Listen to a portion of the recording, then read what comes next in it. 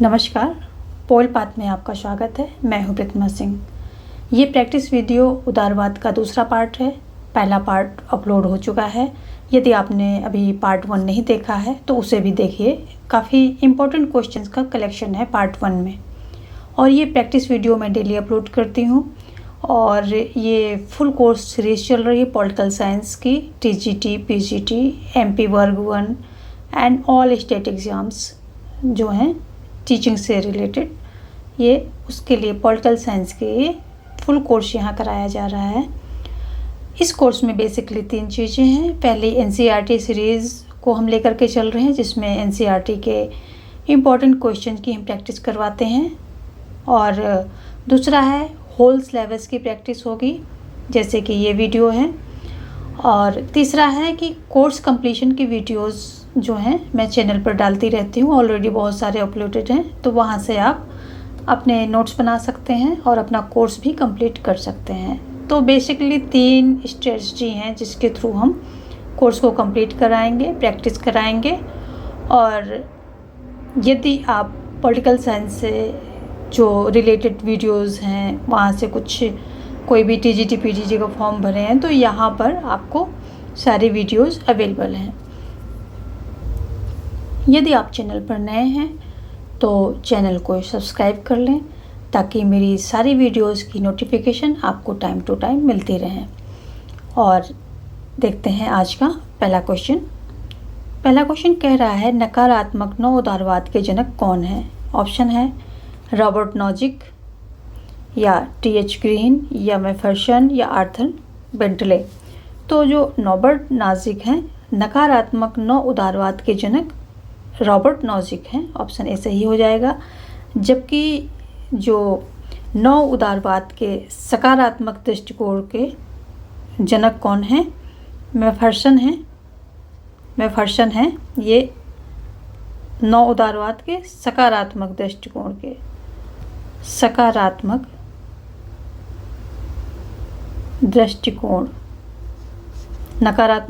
सकारात्मक दृष्टिकोण हैं इसके। तो नकारात्मक दृष्टिकोण के रॉबर्ट नॉजिक हैं, जबकि सकारात्मक नव उदारवाद के सकारात्मक दृष्टिकोण के मैफर्सन हैं। TH ग्रीन की बात कर लें अगर हम, तो TH ग्रीन सकारात्मक उदारवाद के जनक हैं।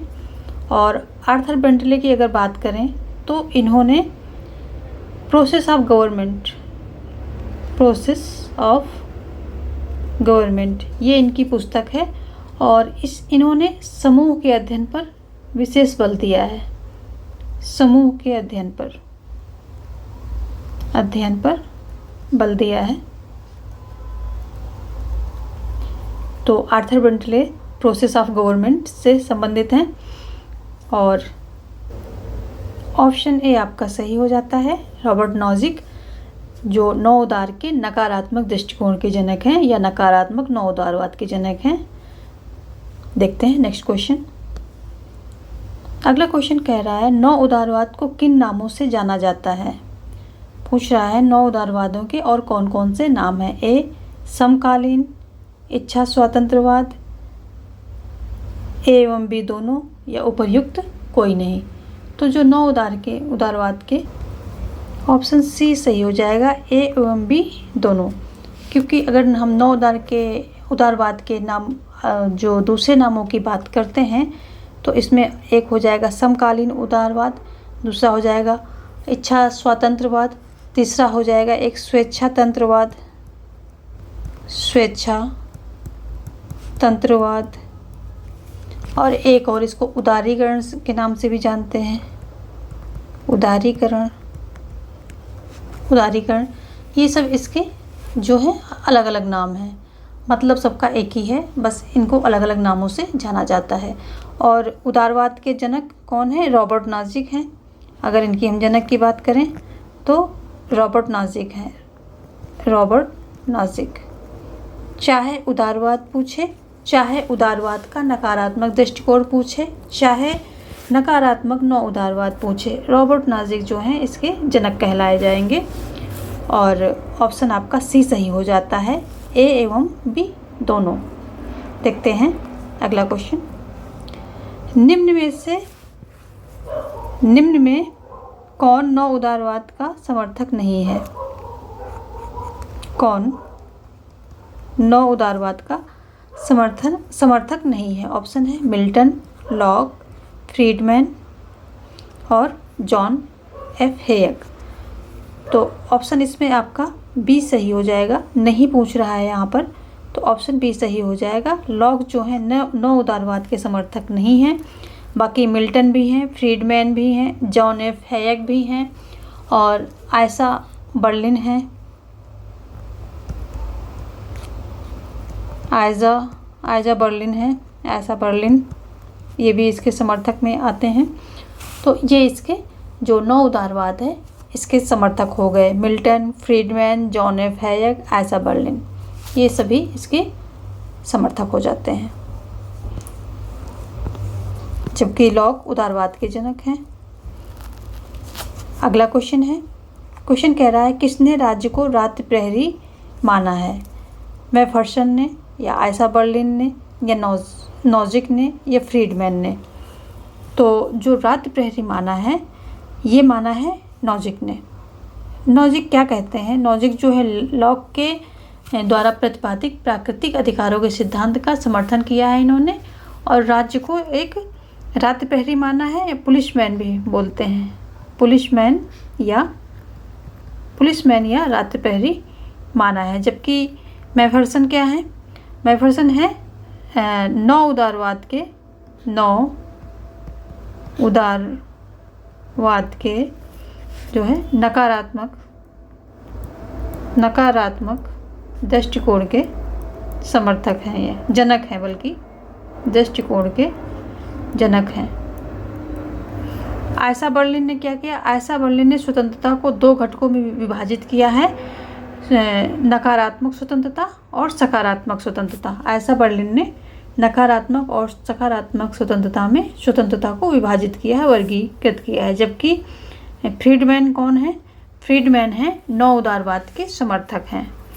देखते ऑप्शन आपका सी हो जाएगा, नाजिक। रात्रि प्रहरी और पुलिसमैन नाजिक ने बोला है।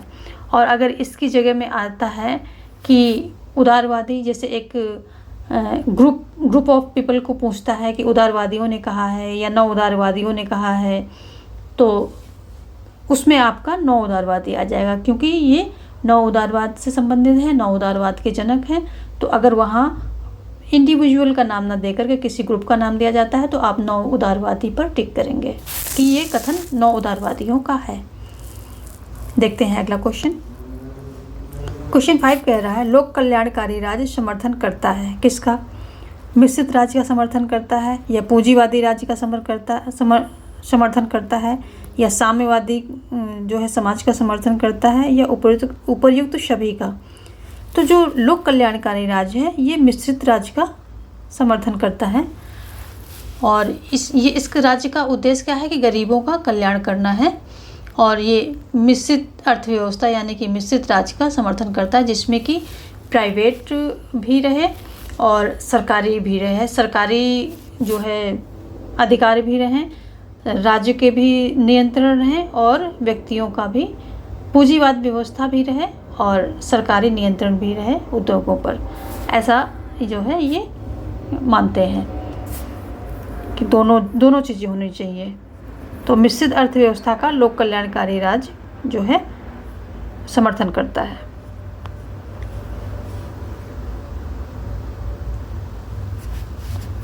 लोक कल्याणकारी राज्य के जनक कौन हैं? ऑप्शन है लास्की, ग्रीन, कांट, फ्रीडमैन। तो लोक कल्याणकारी राज्य के जनक कौन हैं? लास्की हैं, ऑप्शन ए सही हो जाएगा। लास्की लोक कल्याणकारी राज्य के जनक हैं, जबकि जो ग्रीन हैं ये लोक कल्याणकारी राज्य के पूर्व सूचक हैं। पूर्व सूचक, इनको पूर्व सूचक माना जाता है। कांट का क्या है? कांट एक आदर्शवादी हैं, आदर्शवादी, और ये जो है इन्होंने नैतिक अधिकारों का सिद्धांत दिया है। नैतिक अधिकारों का सिद्धांत के ये प्रतिपादक हैं। जबकि फ्रीडमैन की बात करें तो ये 9 उदारवाद के समर्थक, 9 उदारवादी हैं, 9 उदारवादी हैं, समर्थक हैं। और 9 उदारवाद के जनक तो रॉबर्ट नोजिक हैं, तो ये समर्थक हैं। अगला क्वेश्चन, ऑप्शन दिया है मैंने या नहीं दिया? हाँ, लास्ट की दे दिया है, ऑप्शन ए आपका सही है। देखते हैं क्वेश्चन नंबर 7। राज का कार्य है बाधाओं को बाधित करना, ये कथन किसके द्वारा कहा गया है? ऑप्शन है लास्की, ग्रीन, मैकाइवर या कांट। तो ये कथन किसके द्वारा कहा गया है? ऑप्शन है आपके सामने। ये कथन जो है कहा गया है ग्रीन के द्वारा। ग्रीन कहते हैं, ग्रीन के समय में क्या होता है कि ग्रीन जो है एक तरफ, जब इनका ग्रीन का कार्यकाल होता है तो एक तरफ हेगल के विचार, यूरोप में हेगल के विचार होते हैं जो राज्य को बहुत महत्व देते हैं, और दूसरी तरफ मिल के विचार, इनके इंग्लैंड में मिल होता है जो कि व्यक्ति की स्वतंत्रता को महत्व देते हैं। अब ग्रीन ऐसी सिचुएशन में फंसा हुआ है कि उसको इन दोनों, मतलब अपने दर्शन को स्वीकृत देने के लिए इनके बीच का रास्ता निकालना पड़ेगा। तो ये ऐसे बताते हैं कि जो है ये राज्य का कार्य है बाधाओं को बाधित करना। एक तरफ तो ये डायरेक्ट जो है व्यक्ति की स्वतंत्रता में राज्य के हस्तक्षेप करने के लिए नहीं बोलता है, कहता नहीं, व्यक्ति को छोड़ दो, वो अपना क्या करना है नहीं करना है उसको डिसाइड करेगा। कैसे डिसाइड? नैतिक आधार पर डिसाइड करेगा, नैतिकता होगी। और दूसरी तरफ राज्य को कहता है कि जो व्यक्ति के विकास में बाधाएं आती हैं आप उनको बाधित कीजिए, यानी कि उन बाधाओं को रोकिए। तो व्यक्ति के विकास में बाधाएं क्या होती है? एजुकेशन होता है, स्वास्थ्य होता है। अगर एजुकेशन व्यक्ति का नहीं होगा तो उसका चिंतन कैसे डेवलप होगा? अगर स्वास्थ्य सही नहीं होगा तो उसका विकास कैसे होगा? कैसे वो कोई कार्य करेगा अपना विकास?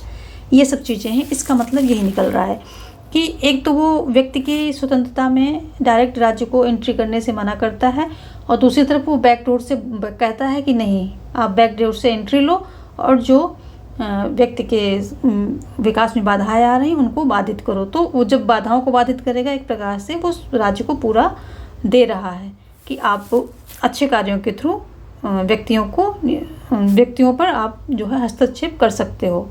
तो ये बात हो गई, राज्य का कार्य है बाधाओं को बाधित करना, ग्रीन के द्वारा दिया गया है। लास्की लोक कल्याणकारी राज्य के जो हैं जनक हैं।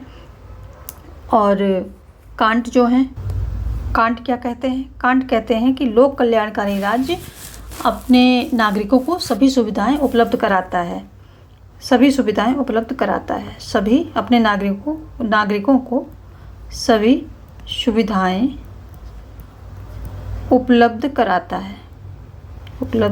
है, ऐसा इनका मानना है। जबकि मैकाइवर कहते हैं कि लोक कल्याणकारी राज्य का कार्य है कि ऐसी व्यवस्था करना, ऐसी राज्य में ऐसी व्यवस्था बनाना जिससे राज्य अपने लोगों को न्यूनतम सुविधा प्रदान कर सके। तो मैकाइवर क्या कहते हैं? न्यूनतम की बात करते हैं।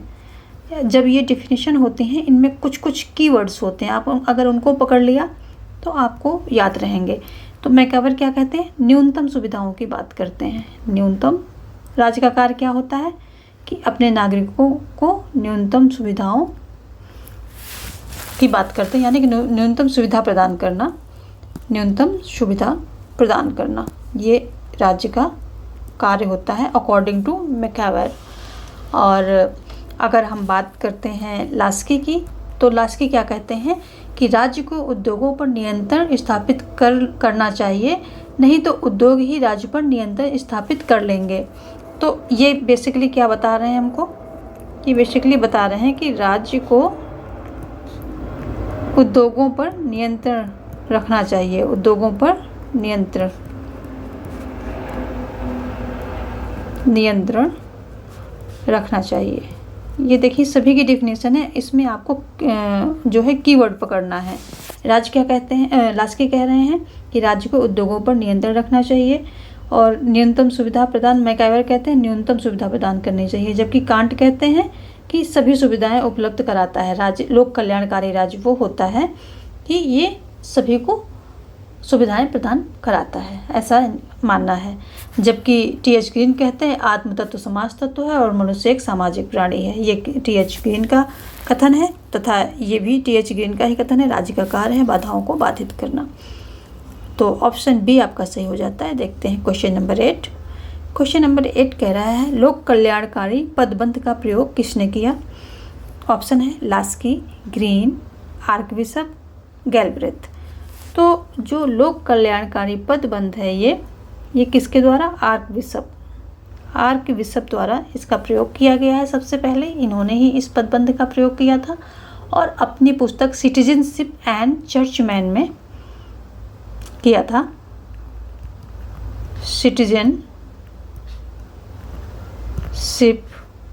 सिटीजनशिप एंड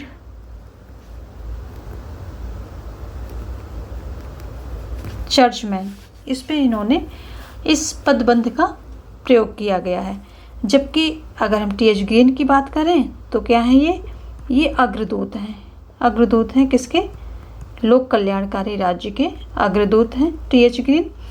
और ये पदबंध का प्रयोग किया गया था आर्कबिशप के द्वारा। पदबंध अगर हम बात करें तो ये आर्कबिशप के द्वारा प्रयोग किया गया है। गैलब्रेथ क्या है? गैलब्रेथ ने जो है मिश्रित अर्थव्यवस्था को अपनी पुस्तक इंडस्ट्रियल जो है स्टेट में इंडस्ट्रियल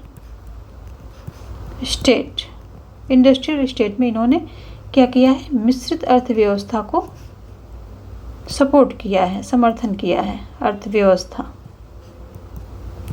अर्थव्यवस्था का समर्थन किया है इन्होंने। किसने? गैलब्रेथ ने। तो आगे लास्की जो है, लास्की का यही कहना है इनकी अगर हम कि राज्यों का जो है नियंत्रण होना चाहिए उद्योग पर। और अगर इनकी बुक की बात करते हैं तो ग्रामर ऑफ पॉलिटिक्स इनकी बुक है, जिसमें इन्होंने उद्योगों के राष्ट्रीयकरण किया जाने की बात कही है, मांग की है, और जिससे कि मांग एवं पूर्ति में निरंतरता बनी रहे। इन्हें मांगा क्यों है ये कि जो है राष्ट्रीयकरण हो जाए? क्योंकि मांग और निरंतरता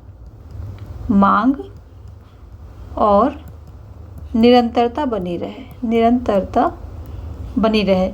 किस में कहा है? ग्रामर ऑफ पॉलिटिक्स में बोला है इन्होंने ऐसी बात। ग्रामर ऑफ पॉलिटिक्स में इन्होंने ये बात बोली है। तो ये इनकी बुक हो जाती है।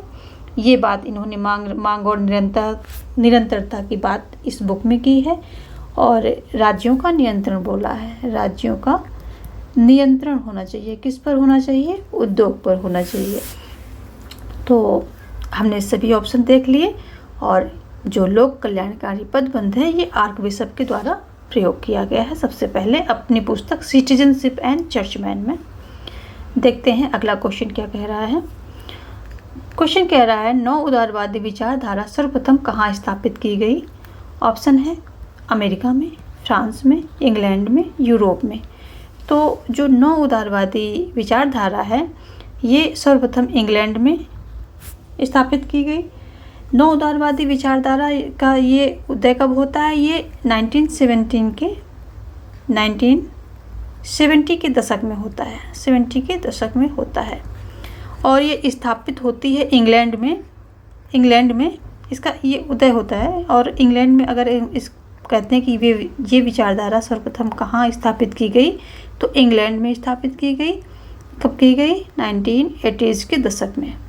1980 के दशक में की गई।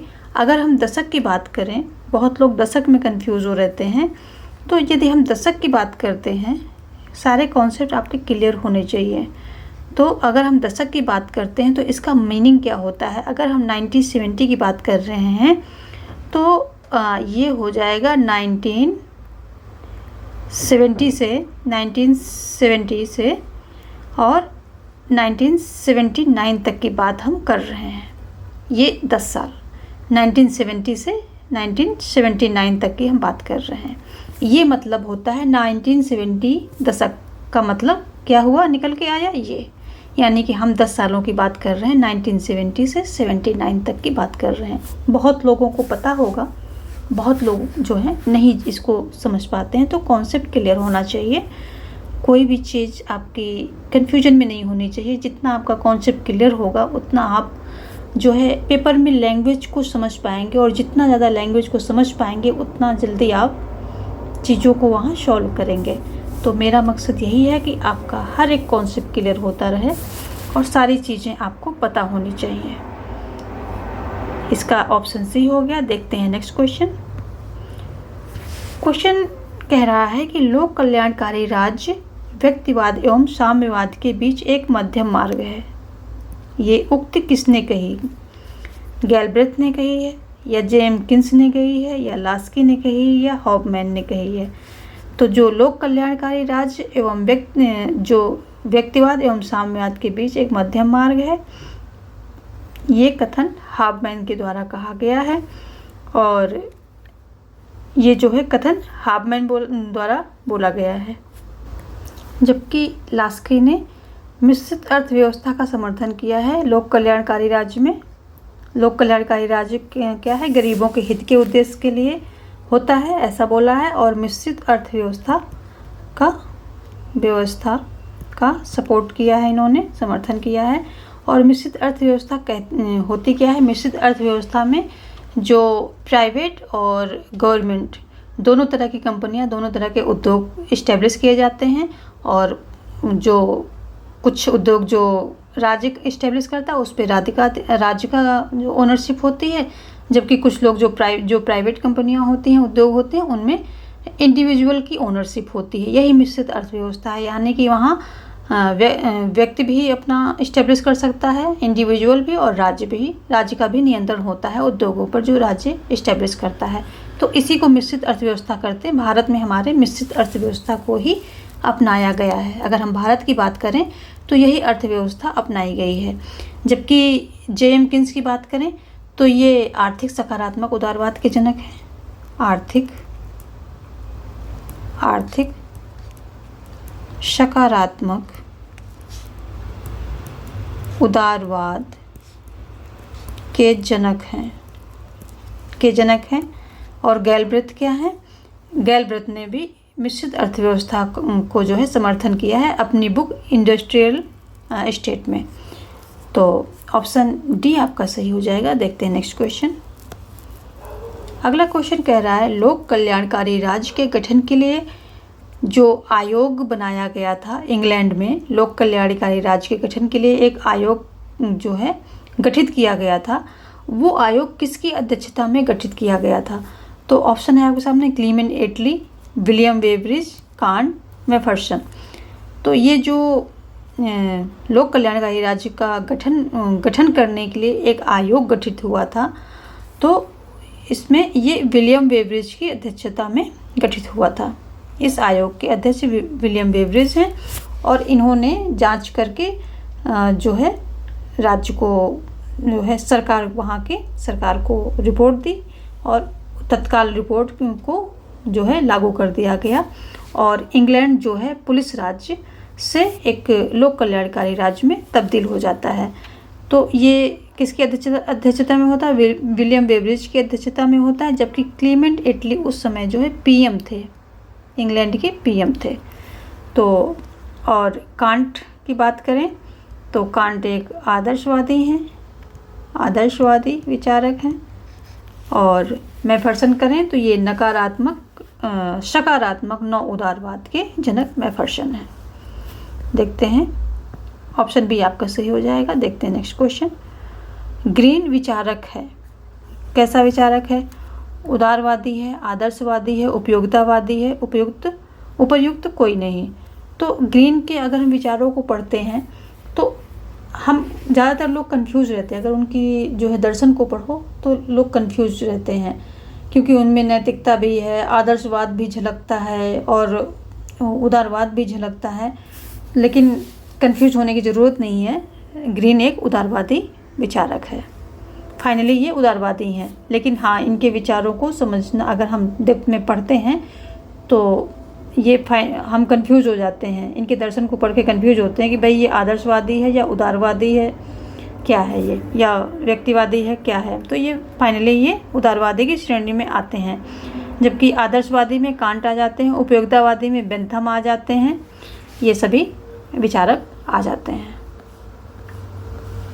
आगे देखते हैं उदारवाद के कितने दृष्टिकोण हैं। ऑप्शन है नकारात्मक, सकारात्मक, समिष्टवादी या एवं बी दोनों। तो उदारवाद को दो भागों में वर्गीकृत किया गया है। क्या है? नंबर 1 है नकारात्मक और दूसरा सकारात्मक। नकारात्मक उदारवाद के जो है नॉजिक हैं,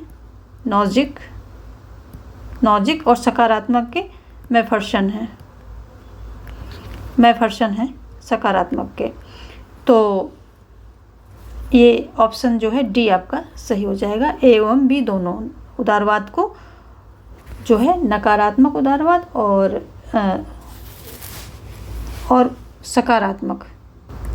नकारात्मक और सकारात्मक दो भागों में वर्गीकृत किया गया है।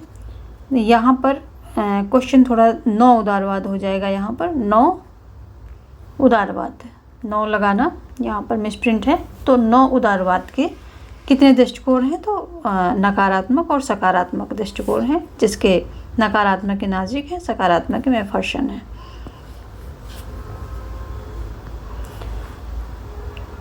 अगला क्वेश्चन कह रहा है लेसेस-फेयर का सिद्धांत किसने दिया? ऑप्शन है मार्क्स, स्पेंसर, एडम स्मिथ, ग्रामसी। तो लेसेस-फेयर का सिद्धांत जो है एडम स्मिथ ने दिया था अपनी पुस्तक वेल्थ ऑफ नेशन में। इन्होंने अपने जो लेसेस-फेयर का सिद्धांत दिया था और इन्होंने बताया था कि बाज़ार में सभी व्यक्तियों को खुली छूट दे देनी चाहिए। जब सभी अपने अपने आय में वृद्धि कर लेंगे तो नेशन की आय स्वतः हो जाएगी। इसी बुक में इन्होंने बोला था। इसी बुक में और इन्होंने बोला था कि राज्य की हस्तक्षेप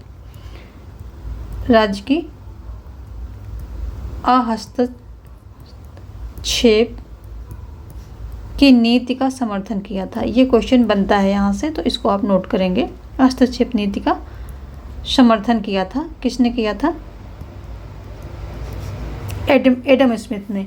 किसमें किया था? इसी बुक में किया था। इसी बुक में ये विचार दिया था कि राज्य को हस्तक्षेप की नीति को अपनाना चाहिए, यानी कि हस्तक्षेप नहीं करना चाहिए आर्थिक फील्ड में। जो अर्थव्यवस्था है उसमें राज्य को इंटरफेयर नहीं करना चाहिए। और स्पेंसर हैं, इन्हें वैज्ञानिक व्यक्तिवाद का जनक बोला जाता है। वैज्ञानिक व्यक्तिवाद का जनक बोला जाता है। और इन्होंने क्या है? योग्यतम की उत्तरजीविता का सिद्धांत दिया है। योग्यतम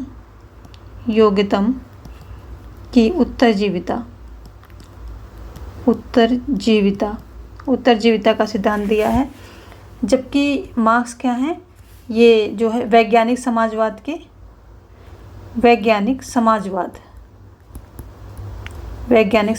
के जनक